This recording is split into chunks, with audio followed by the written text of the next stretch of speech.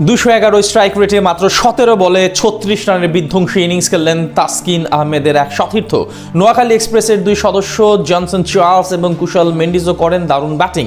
তাদের সেই ইনিংসে ভর করে মাঝারি পুঁজি পায় শারজাহ ওয়ারিয়র্স। বিপরীতে গালফ জায়ান্টও জবাব দিয়েছে। চোখে চোখ রেখে দুই দলের লড়াই হয় হাড্ডাহাড্ডি।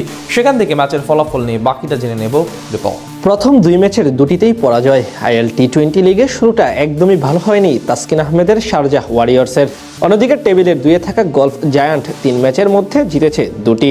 গুরুত্বপূর্ণ লড়াইয়ে আজ টস হেরে আগে ব্যাট করতে নামে তাসকিনের শারজাহ ওয়ারিয়র্স। ওপেনিংয়ে নেমে শুরুটা ভালো করতে পারেনি আগের ম্যাচের হাফ সেঞ্চুরিয়ান টম ক্যাডমোর। 8 বলে মাত্র 7 রান করে বিদায় নিয়েছেন আইরিশ পেসার মার্ক আদায়ের শিকার বনে। এরপর বিপিএলে নোয়াখালী এক্সপ্রেসের দুই সদস্য কুশল মেন্ডিস এবং জনসন চার্লস মিলে জুটি গড়েন। দুজনে মিলে প্রাথমিক ধাক্কা সামলে খেলতে থাকেন দারুণভাবে।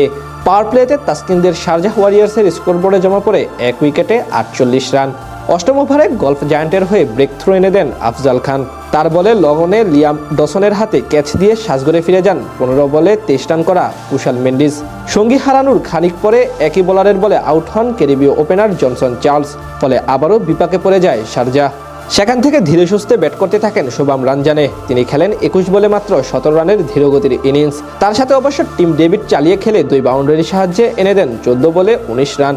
কিন্তু ততক্ষণে রান রেটের চাপে পড়ে যায় ফ্র্যাঞ্চাইজিটি, যেখান থেকে উদ্ধার করেন প্রোটিয়া অলরাউন্ডার ডেউইন প্রেটোরিয়াস।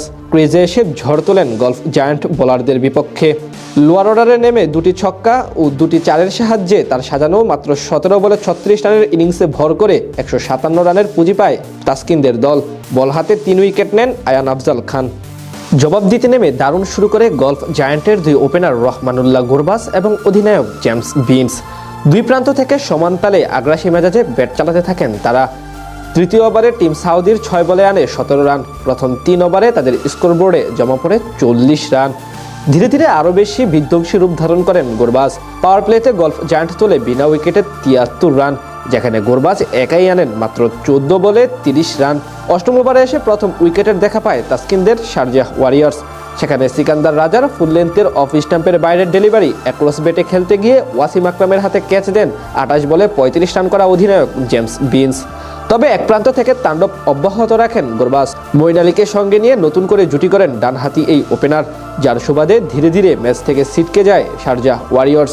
যদিও 13তম ওভারে 14 রানে বিদায় নেন মঈন আলী, কিন্তু এতে বড় কোনো বিপত্তি ঘটেনি। অর্থাৎ সহজে লক্ষ্য টপকে যায় গলফ জায়ান্ট। বিপরীতে তাসকিনকে না নেওয়ার খেসারতটা একেবারে হারে হারে টের পায় শারজাহ ওয়ারিয়র্স, কারণ তাদের সব বোলাররা ছিলেন ব্যর্থ। এখন হয়তো পরের ম্যাচে ব্যাক করাতে পারে টাইগার স্পিড স্টারকে, কারণ অলরেডি তারা 3 ম্যাচের সবকয়টি হেরে গেছে।